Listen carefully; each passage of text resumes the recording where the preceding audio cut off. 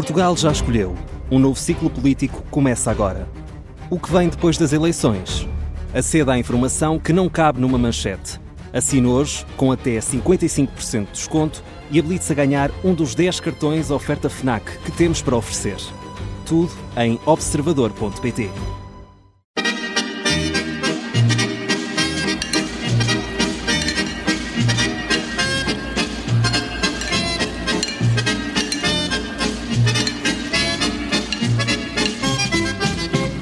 Olá, bem-vindos à segunda parte da Vichy Soase. Temos connosco Luís Campos Ferreira, já um habitué desta Vichy Soase. Bem-vindo de volta. Temos que começar pelas declarações de Pedro Passos Coelho. A semana acaba por ficar marcada em parte pelas críticas do antigo Primeiro-Ministro ao governo de Luís Montenegro. Consegue compreender o sentido destas críticas? Olá, muito obrigado pelo convite. Pelo nome do programa, é uma espécie de prato do dia, não é? Mas tenho sempre muito gosto em estar aqui convosco e dar o meu humilde contributo, embora estando fora da vida política e da vida partidária, de dar as minhas opiniões. Eu sabia que, embora não venha preparado, sabia que a questão de Passos Coelho, que era, esse sim, a ordem do dia e o prato do dia. Sabia. Eu fui governante quando Pedro Passos Coelho foi primeiro-ministro de um governo muito difícil, como as pessoas sabem, que tinha um roteiro forçado do ponto de vista internacional para nós cumprirmos, medidas, algumas delas bem desagradáveis para as pessoas,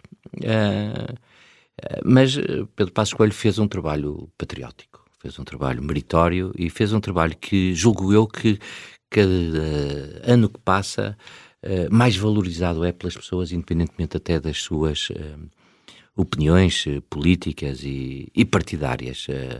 Acho que toda a gente é unânime em saber que aqueles foram momentos difíceis, foram momentos muito desafiantes, como agora se diz, para um primeiro-ministro e para quem também o acompanhava, e que Pedro Passos Coelho conseguiu fazer o seu trabalho e conseguiu entregar um país muito melhor do que o que recebeu.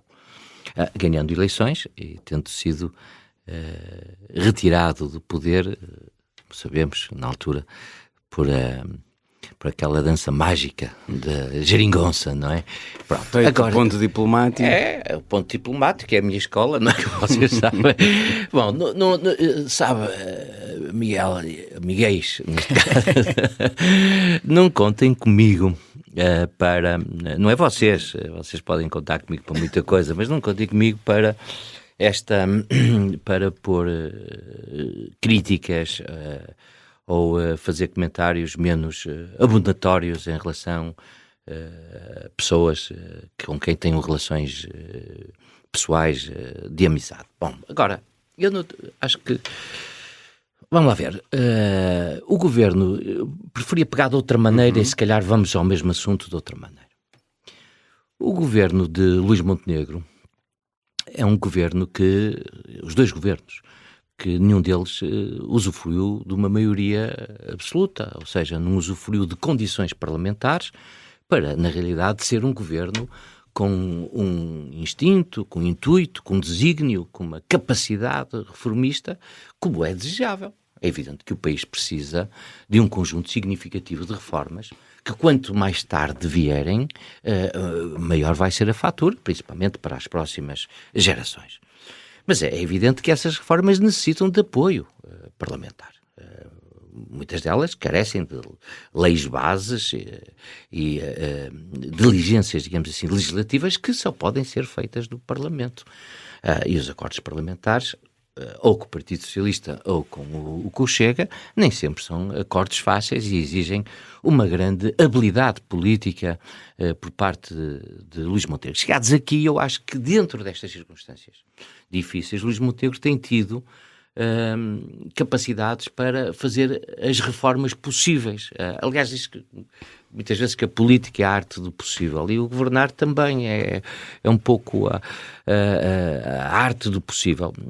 Eu tenho a ideia de que os impostos em sede de famílias já tiveram 3 baixas, em sede de empresas já tiveram 2, que houve aumentos do rendimento social para idosos.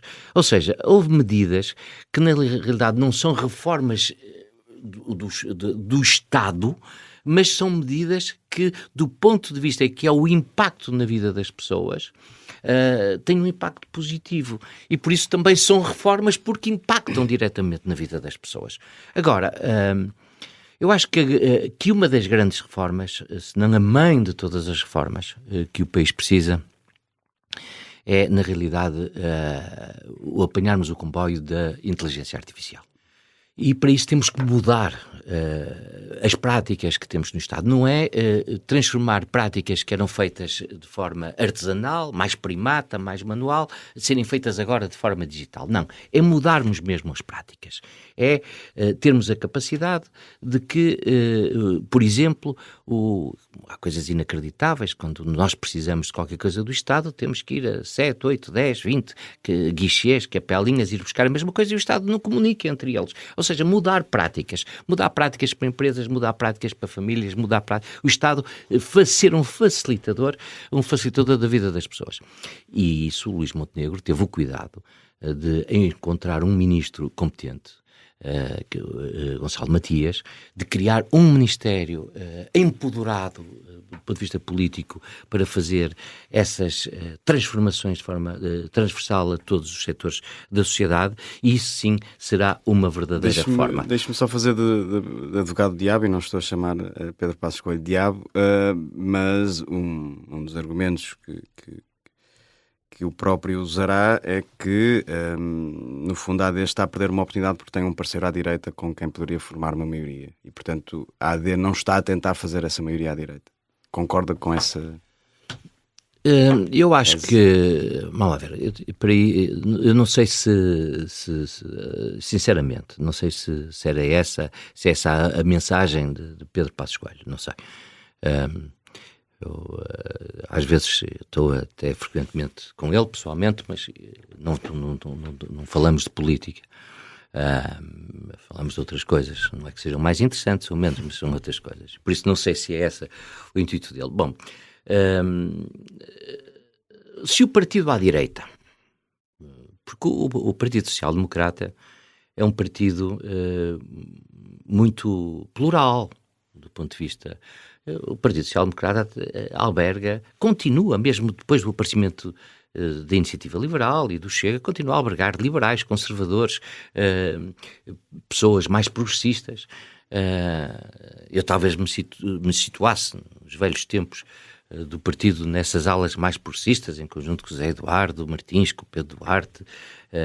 Éramos sempre aqueles que tinham uma posição de voto em matérias, principalmente de costumes, um bocadinho mais avançadas. Aliás, como Pedro Passos Coelho também tinha, em matéria de costumes, essa situação. Ou seja, eu não vejo que haja um chão totalmente comum, ou um chão suficientemente comum entre... do ponto de vista até ideológico, entre o Partido Social Democrata e o partido à direita, o Chega. Como também não há em relação aos partidos à sua esquerda, como é o caso do Partido Socialista. Mas pior do que isso, ou mais importante que isso, é a inconstância do partido.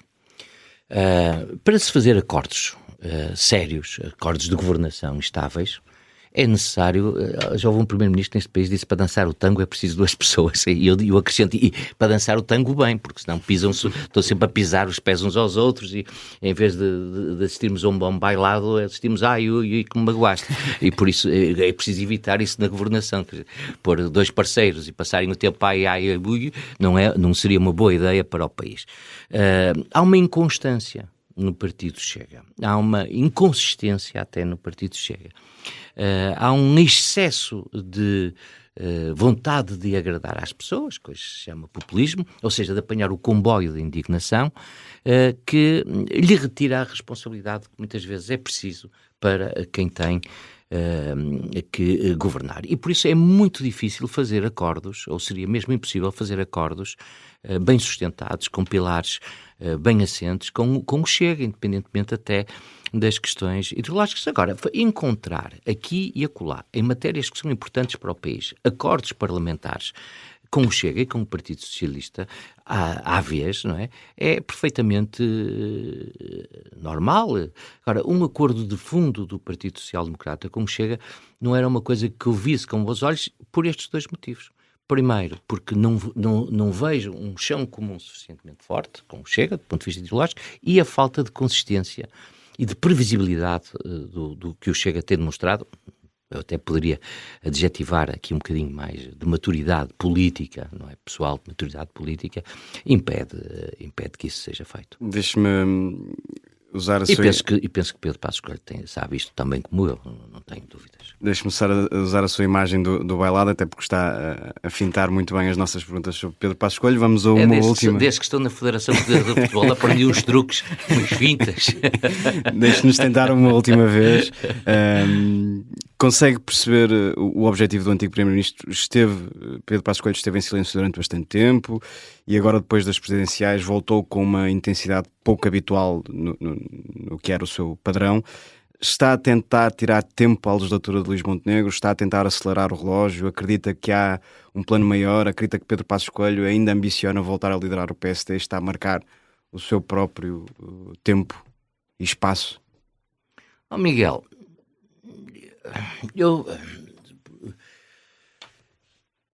a minha convicção, como os políticos gostam muito de usar esta palavra, a minha convicção profunda, o Engenheiro Guterres era um especialista, a minha convicção profunda é que não há nenhuma reserva mental por trás, mas tenho mesmo esta convicção daquilo que é as opiniões de Pedro Passos Coelho. Não há nenhuma reserva mental, ele tem opiniões sobre determinada matéria, emite-as com toda a liberdade,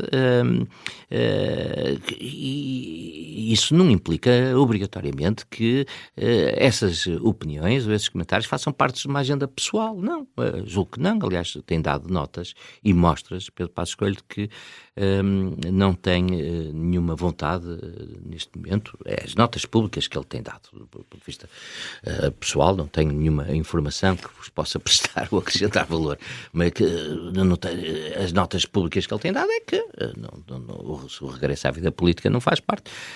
Por isso acho que são opiniões que ele emite dentro daquilo que é a sua liberdade pessoal e dentro daquilo que é o seu conhecimento e a sua experiência governativa, que é muito grande, e dentro daquilo que seriam também as suas ambições que ele tem quando vê o seu partido no governo, as ambições que ele tem relativamente à governação, que o PSD é um partido reformista, por natureza, é sim, mas sem um plano maior por trás. Eu tenho essa convicção profunda, porque Pedro Passos Coelho, se quisesse, era Presidente da República. Pedro Passos Coelho teve oportunidades de regressar ao Partido Social Democrata como líder anteriormente, não fez. Agora, isso não implica que ele seja surdo, cego, mudo do ponto de vista político e que não tenha as suas opiniões. Agora, as pessoas podem estranhar é uma coisa. Se houve períodos não reformistas em Portugal, foi os governos de António Costa. Foi um governo de empurrar com a barriga para a frente. E viu-se, não é? De cativações, de falta de investimento público, os serviços públicos chegaram a situações muito desconsoladas e tudo isso. Bom, as pessoas podem perguntar porque é que Pedro Passos Coelho nessa altura não fazia tantas críticas ou não tinha, digamos, um protagonismo público maior. Eu acho que ele as fez, só que não eram tão valorizadas. Aliás, as frases de "venha aí o diabo", atribuídas a Pedro Passos Coelho, é na altura de António Costa.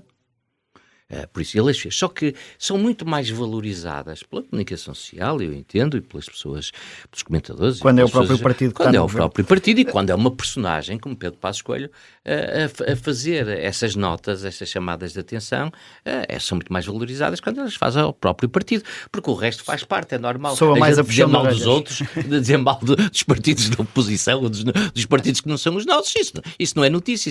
Isso era a mesma coisa que vocês na Rádio Observador estarem a dar notícias de minuto a minuto. Levantou um avião do aeroporto de Lisboa e não aconteceu nada. Levantou maravilhosamente. Vocês estavam sempre a dizer isto, não é? A notícia é: levantou um avião hoje do aeroporto da Portela e teve problemas graves e a coisa correu mal, por isso a notícia é só quando... Já aí falou há pouco das presidenciais, foi um dos maiores apoiantes de Luís Marques Mendes, de quem é, aliás, amigo pessoal.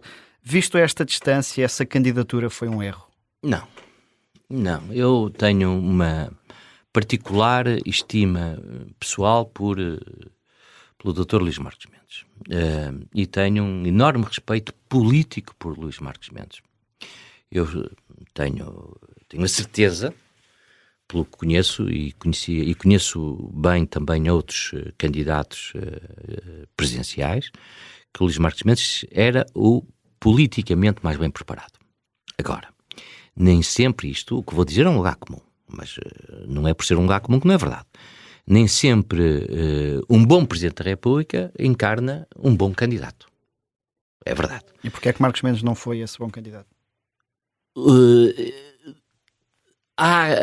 Houve violências e crueldades verbais na campanha, vindas na altura da candidatura, julgo que primeiro de Coutrinho e depois de Gouveia Melo, que foram muito desagradáveis e com as quais, porque eram formas deselegantes, eram formas desajustadas de tratar um adversário político leal e respeitável, como era o Dr. Luís Marques Mendes. E acho que o Marques Mendes não estaria, entre comas, preparado para uma campanha de assassinato de caráter. Não estaria preparado para isso. E diz-me assim, mas quem vai a estas coisas tem que estar preparado. Pois claro que tem, mas eu julgo que Marques Mendes foi surpreendido porque nunca lhe passaria pela cabeça que a campanha fosse essa lama, fosse feita dessa forma. E isso marcou profundamente a campanha. Agora, do ponto de vista daquilo que eram as propostas, do ponto de vista daquilo que é o conhecimento do país, do ponto de vista daquilo que era, digamos, a preparação política, Marques Mendes era a melhor opção para... Era sem dúvida a melhor opção. Com isto não quero dizer, e não é com nenhum sentido de oportunismo, que a Presidência da República tenha ficado mal entregue. Vamos falar de António José Seguro, que tem dado sinais de que será eventualmente um presidente mais interventivo do que o governo talvez desejasse. Com a legitimidade que António José Seguro conseguiu nas urnas, acha que se pode vir a tornar uma força de bloqueio um novo Presidente da República? Não, e tenho a certeza que não. Eu conheço bem o Presidente da República eleito, conheço é da minha geração,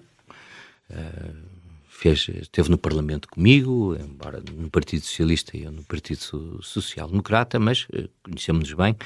Era numa altura em que no Parlamento as pessoas falavam umas com as outras sem adjetivarem e com vocabulário cordial, e por isso conheço muito bem António José Seguro e tenho a melhor das ideias dele.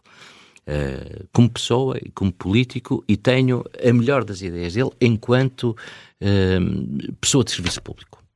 Ele não vai ter agenda partidária. Isso eu tenho a certeza. Disse-o na primeira volta, em comícios em que participei, que tive a oportunidade de falar do Dr. Luís Marques Mendes. Eu estou convencido que a independência de Marques Mendes, assim como a independência de António José Seguro em relação aos seus partidos, vai ser total. Por isso ele não vai ter agendas nem pessoais, nem partidárias dele. Agora, ele tem um perfil muito diferente do Presidente Marcelo. Muito diferente. São pessoas... a expressão não é muito feliz, eu ia dizer água e o vinho, não será a expressão mais feliz, até porque mas é uma expressão popular e por isso ninguém pode levar a mal. E António José Seguro... Nós perguntamos quem é que é a água e quem é que é o vinho. Pois, por isso eu estava à espera, estava a olhar para você. Eu tenho em conta as ofertas de Marcelo Rebelo de Sousa. Mas eu acho, meu caro Miguel, que são os dois um clarete. António José Seguro vai ser, com toda a certeza, um presidente menos interveniente do ponto de vista mediático. A combustão mediática de António José Seguro é, por natureza, muito menor que a combustão mediática do professor Marcelo, não é? o professor Marcelo era mediaticamente hiperativo. Já era quando era líder do partido, que eu estive com ele, era muito miúdo na altura, era mais miúdo na altura, e aquilo eram conferências de imprensa todos os dias, era uma hiperatividade muito engraçada, que nem sempre, digamos, é muito produtiva, mas é uma hiperatividade. Toda a gente sabe a amizade pessoal, histórica, que me liga ao professor Marcelo, e a forma importante como ele consertou em 2016 um país que estava partido ao meio por causa da geringonça. A capacidade que ele teve de fazer o país reencontrar-se e ir andando para a frente. E por isso o país também lhe deve isso ao professor Marcelo, e estou convencido que nunca o esquecerá. Agora, não tenho nenhum receio que António José Seguro, para responder diretamente à pergunta, seja uma força de bloqueio, seja alguém que dentro das suas agendas pessoais ou partidárias, que seja uma dificuldade para o governo. Agora, que naturalmente irá cumprir com o seu papel e poderá, entre quatro paredes, ser mais exigente que o professor Marcelo, admito que sim, mas isso é bom. Isso é bom, eu votei nele na segunda volta à espera que ele fizesse isso, não é? Se eu achasse que ele não faria isso, teria votado no António Filipe, de quem gosto muito. As eleições presidenciais não mudaram uma coisa, que é que a AD continua a depender ou do PS ou do Chega para aprovar instrumentos essenciais, como o Orçamento do Estado. Falemos dos dois partidos. Acredita mesmo que o PS vai conseguir aguentar 3 anos na oposição, sabendo que tem em mãos a possibilidade de chumbar o orçamento? Pode chumbar o orçamento, mas isso não quer dizer que o orçamento não passe, não é? Bom, um segundo orçamento. eu que tenho verificado... Ou com o Chega. Sim, eu que tenho... e passa com abstenções do Chega, não é preciso sequer grandes negociações. Bom, eu estou convencido que haverá uma legislatura até ao fim, e é bem do país, espero que assim seja. Não se cumpre as vontades de Pedro Passos Coelho, são vontades legítimas de fazer reformas, se não houver estabilidade política. Já temos esta dificuldade, que eu acho que uma grande percentagem do trabalho dos nossos governantes vai ser a dar resposta às tragédias recentes que aconteceram em Portugal, e por isso às vezes aproveitam-se estes momentos para se fazerem reformas nas infraestruturas físicas, reformas naquilo que é as arquiteturas administrativas dos edifícios jurídicos do Estado. Bom, e espero bem que sim. Agora, eu vejo no Partido Socialista, principalmente no líder do Partido Socialista, muita serenidade. E naturalmente tem que fazer o seu papel de oposição e de escrutínio e de acrescentar valor, trazendo outras ideias novas. Mas não vejo nele um homem acossado que tenha que ir para eleições rapidamente, porque senão o partido corre com ele. Da última vez que isso aconteceu, que um líder do PS deu a mão ao PSD, com António José Seguro, foi de facto triturado e corrido do partido, não é? As circunstâncias eram outras. Acha que não corre esse risco agora? As circunstâncias eram outras. Não estou a ver, por vários motivos, mas digo-lhe só um. O PS não tem nenhum António Costa neste momento. Não tem. E António Costa era, digamos, politicamente, era mortífero, pronto. E era capaz de fazer essas coisas. Há quem lhe chame patifarias, há quem lhe chame habilidade política. Mas era capaz de fazer isso, apanhando o adversário, na altura, António José Seguro, com à socapa e de supetão, e levando a ser partido. O Partido Socialista não tem um António Costa, não tem um animal político, digamos assim, com essas características hoje em dia, pelo menos, que tenha nascido publicamente, ou seja, visível, não tem. Por isso eu acho que essa questão não se põe. Mas eu não vejo, neste momento, no Partido Socialista, uma oposição interna, uma facção interna, suficientemente organizada e motivada para acossarem José Luís Carneiro. Não vai. Mas ao mesmo tempo... E depois o Partido Socialista, desculpa, só para terminar, e depois o Partido Socialista também tem medo de ir a eleições. Certo. Esta é a verdade, é o que nos cheira a nós todos que andamos cá fora, não é? Tem medo de ir a eleições porque o cenário, a coreografia política hoje é diferente. Temos um partido como o Chega que, surfando a onda de indignação nacional, e exemplo daquilo que acontece em muitos países da Europa, vem crescendo. E sempre que cresce, na votação anterior, nós dizemos, não, está no teto, não cresce mais, é impossível, não tem nem qualidade, é isto, é aquilo, é um partido... Mas crescem. Nós nunca sabemos qual é o teto.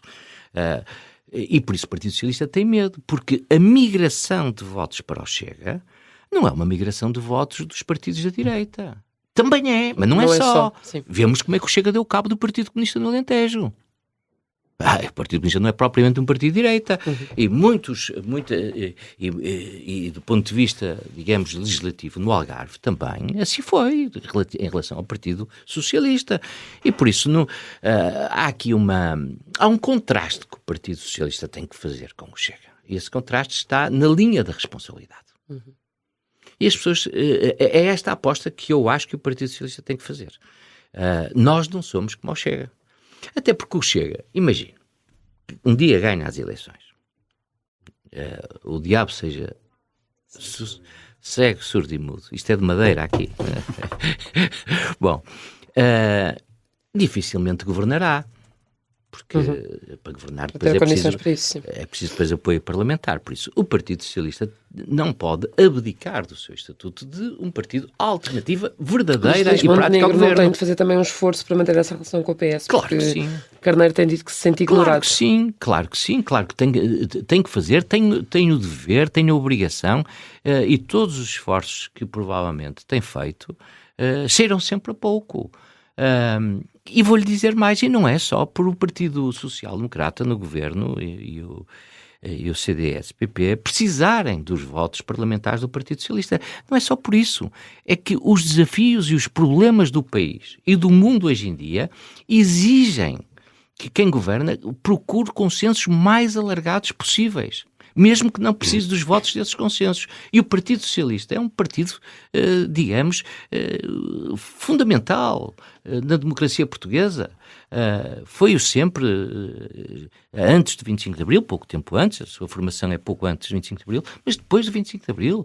E por isso o PSD, mesmo que tivesse uma maioria, não deve prescindir, não pode prescindir dos contributos do Partido Socialista, principalmente quando esses contributos são bem intencionados.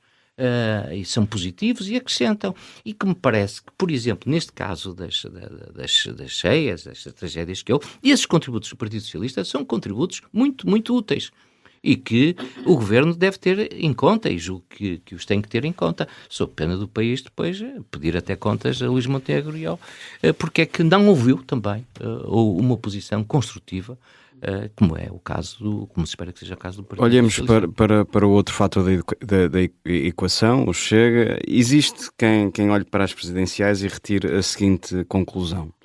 O eleitorado da AD e, em parte, o eleitorado da IL rejeitou de forma bastante expressiva André Ventura. Logo, conclusão lógica, o Governo deveria afastar-se rapidamente do Chega e privilegiar o Partido Socialista como parceiro de negociação. Partilha desta leitura?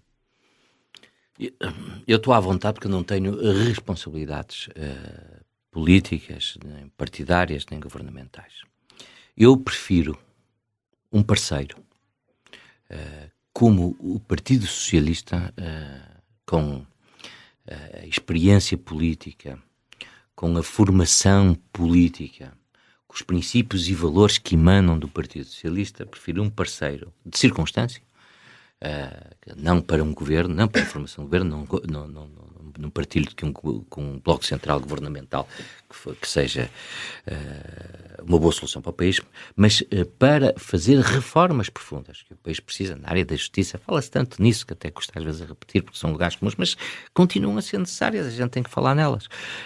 De que eu prefiro o Partido Socialista ao Chega, não tenho dúvidas nenhumas. Eu tenho uma identificação com os valores e os princípios do Partido Socialista e com os seus líderes históricos, nomeadamente Mário Soares, que não tenho com o Chega, não é? Com a razoabilidade e a forma como o Chega põe as coisas em cima da mesa. Agora, eu compreendo que a governação é difícil e que há situações em que é mais fácil ou é mais... dá mais jeito ir buscar os consensos ao Chega e por isso fazer passar no Parlamento essas reformas ou essas leis, de que fazer esses consensos com o Partido Socialista.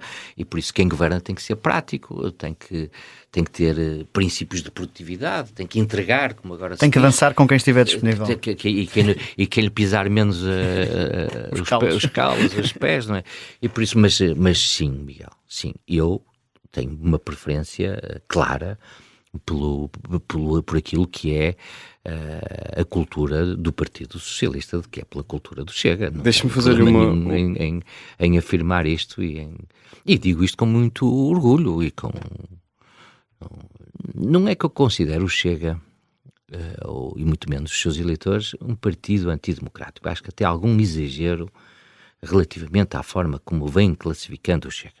Como há muito exagero também naquilo que é a cobertura que o líder do Chega, o Dr. André Ventura, tem. Quer dizer, eu percebo que ele diz coisas, não é? E que me diz coisas de audiências, e isso é bom.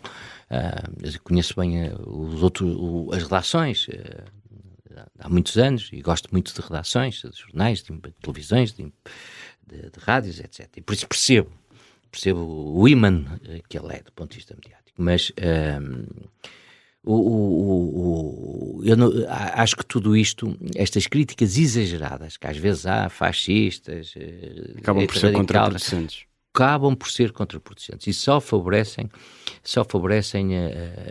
o André Ventura e o Chega.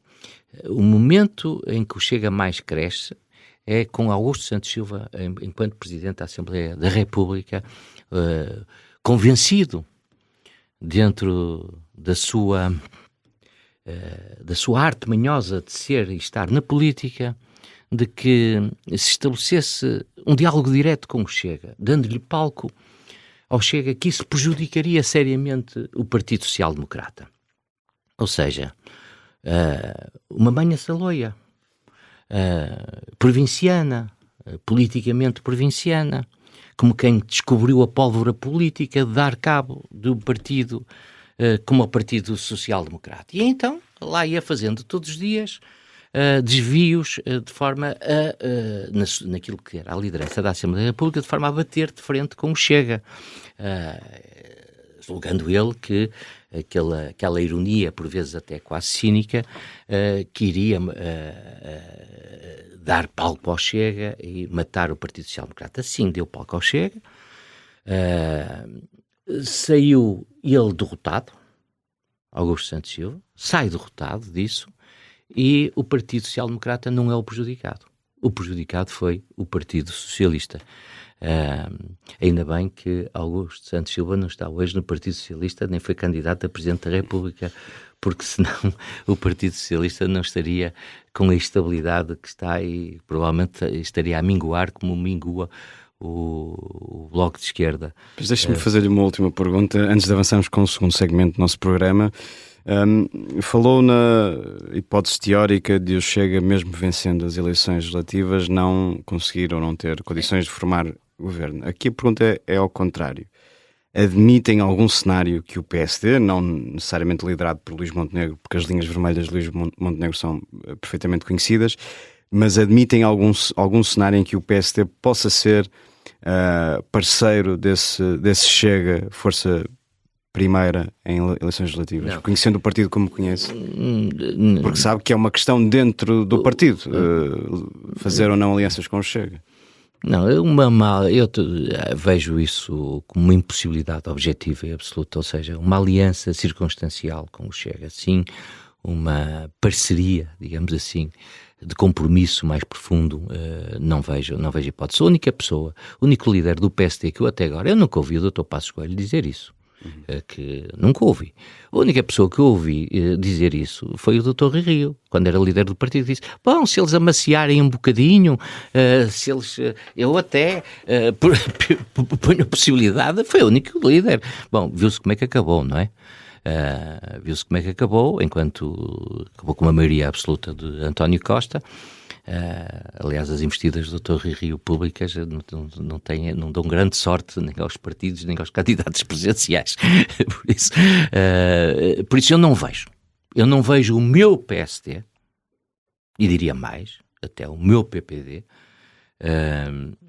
a alinhar num compromisso sólido, não é com este Chega, é com o Chega. Porque não há outro Chega, é este que temos pela frente. Não se vê nenhuma outra tendência dentro do Chega forte que possa ser uma alternativa àquilo que é o comportamento, que é a cultura, que é o pensamento, que é a forma de materializar publicamente esse pensamento. E por isso este Chega. E o Chega só existe assim. Se mudar, se amansar, como diria o Dr. Rio, deixa de existir, porque ele só puxa a carroça com este tipo de vocabulário, com este tipo de indignação, com este tipo de gritaria. Senão não existe. É outra coisa e por isso muito não bem. Terá a mesma receita eleitoral. Vamos avançar então com o segundo segmento do nosso programa, o bloco carne ou peixe. Só pode escolher uma de duas opções, sabe as regras. Não há ovos. Não há ovos, não há ovos. Venha daí a trilha. Se fosse de férias, espero que vá, naturalmente, a quem é que deixaria os seus dálmatas? A André Ventura ou a Rui Rio? A André Ventura. Quem é que convidaria para ver um jogo da Seleção Nacional ao seu lado? Mariana Mortágua ou Pedro Nuno Santos? Pedro Nuno Santos. Se daqui a 5 anos o convidassem para ser mandatário nacional de uma candidatura presidencial, preferia ser de Coutinho Figueiredo ou António José Seguro? António José Seguro. Muito bem, sempre escolhas bastante claras. Uma última pergunta, esta eu acho que é um bocadinho mais difícil. Num futuro muito distante, e estou aqui a sublinhar o muito, preferia fazer uma campanha para eleições legislativas ao lado de António Leitão Amaro, candidato a Primeiro-Ministro, ou ao lado de Sebastião Bugalho, candidato a Primeiro-Ministro?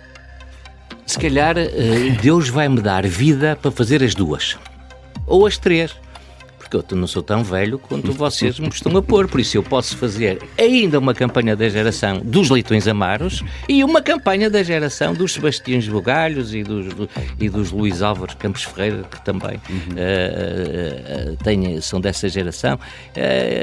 E por isso estou disponível para... São pessoas completamente diferentes. De gerações diferentes que não se vão atropelar? São gerações diferentes. As gerações, não é costume em Portugal as gerações atropelarem-se. Se repararem bem na história, as gerações sabem esperar pelo momento delas. É como isto na política, nas gerações é quase como tirar a senha, aquela senha do talho do supermercado, e fica pacientemente à espera que chegue a vez dele. As gerações têm feito isso, tanto no PS como no PSD. Os outros partidos não é histórico, mas no PS e no PSD. E por isso eu acho que essa probabilidade, até porque as máquinas partidárias são coisas complexas, são verdadeiras geringonças e têm os apoios que se vai conquistando para se chegar a líder do partido, e por isso um potencial primeiro-ministro demora o seu tempo. São engajamentos que demoram o seu tempo. E por isso as gerações vão fazendo isso ao longo do tempo. Dificilmente aparece alguém de uma geração mais nova, com menos tempo de trabalho na máquina partidária, a atropelar ou ousar enfrentar com vantagem alguém de uma geração mais velha, que tenha credibilidade e que tenha esse trabalho na máquina. Por isso, mas eu espero fazer pelo menos, ora bem, mais 3 gerações, sem bengala. Como diria o Dr. Paz, sem bengala. Luís Campos Ferreira, como é hábito no nosso programa, o convidado pode servir uma sobremesa, no caso uma música. Que música é que nos traz e porquê? Saudade. O disco chama-se Memória. Eu quase que aposto que vocês não conhecem o disco. É da Rosália e da Carminho. Rosália é uma cantora e produtora de música espanhola, e a Carminho, vocês conhecem, cantora e fadista portuguesa. Têm um álbum chamado Memória. Eu julgo que a música também se chama Memória, e fala daquilo que é o esquecimento. Não nos esquecermos das coisas da vida. e as coisas da vida também somos nós. Nós às vezes temos tendência para nos esquecermos de nós. E ao esquecer-nos de nós, daquilo que fomos, perdemos o conceito interior da palavra saudade. E eu muitas vezes nunca me quero esquecer daquilo que já fui quando era mais novo, quando há poucos anos, há mais anos. Quero ter essa memória viva porque quero ter essa saudade de mim próprio. Nunca me esquecer das coisas boas dos outros, mas também de mim próprio. Ter saudade de mim. E esta música Memória é uma música extraordinária. Cantada, tem uma letra lindíssima. Rosália e Carminho. Aliás, a Galiza já tinha uma poetisa, a Rosalia de Castro, que tem poemas muito engraçados e tem histórias muito engraçadas que eu também aconselho a leitura, já que estamos a falar de Rosálias. Foi mais uma vez um gosto tê-lo cá, já sabe, pode voltar quando quiser. Os nossos ouvintes podem ouvir esta entrevista nas plataformas habituais ou lê-la no site do Observador. Até à próxima. Ainda te lembras de mim? Ainda sabes de onde eu vi? Que sou esta que aqui estou.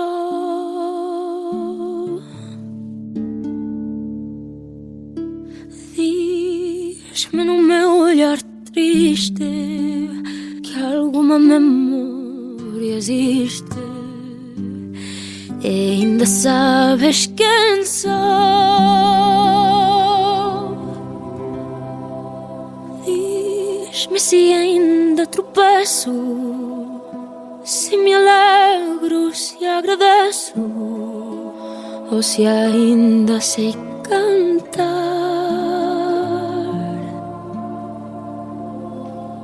Recorda-me, por favor, alguma coisa, o que for, que eu não consigo lembrar. Vem comigo pela cidade, diz-me com sinceridade se tu te lembras de mim.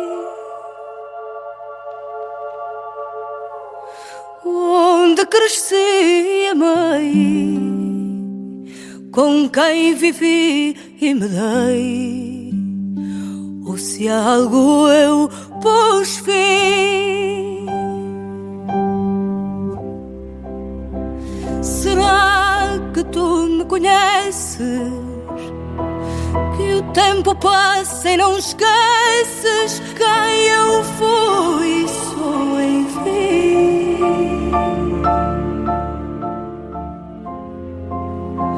Oh, meu doce coração, diz-me se sabes ou não, ainda te lembras de mim? Siempre que me acuerdo de algo, siempre lo recuerdo un poco diferente. Y sea como sea ese recuerdo, siempre es verdad en mi mente. Y si mi alma se derrama en la falta de pasado, es el olvido. Cuando muera solo pido no olvidar lo que viví. Oh, será que tu me conheces? Que o tempo passa e não esqueces que eu fui isso, enfim. Oh, meu doce coração, diz-me se sabes ou não, ainda te lembras de mim.